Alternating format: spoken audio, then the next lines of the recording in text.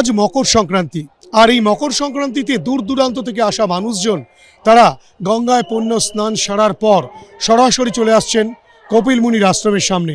গঙ্গাসাগর মেলা প্রাঙ্গণ একেবারে পুণ্যার্থীর ভিড়ে পরিপূর্ণ।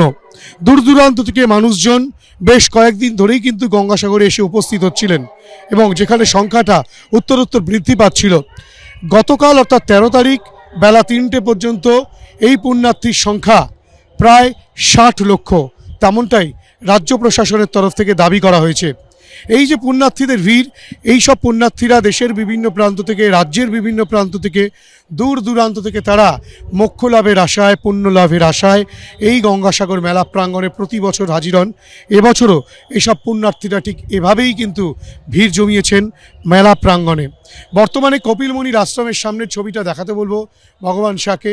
এই কপিল মুনির আশ্রমের সামনে কিন্তু মানুষের ভিড়, তারা মন্দির দর্শন করছেন, পুজো দিচ্ছেন এবং আশীর্বাদ নিয়ে যে যার মতো কিন্তু তাদের গন্তব্যে ফিরে যাচ্ছেন।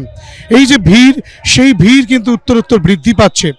যদিও পুণ্য স্নানের মূল সময় তিথি অনুযায়ী যেটা বলা হয়েছে, আজ অর্থাৎ কিনা 14 তারিখ দুপুর 1:19 থেকে সেই পুণ্য স্নানের সময় শুরু হচ্ছে এবং সেই পুণ্য স্নানের সময় বজায় থাকবে আগামীকাল অর্থাৎ 15 তারিখ দুপুর 1:19 পর্যন্ত।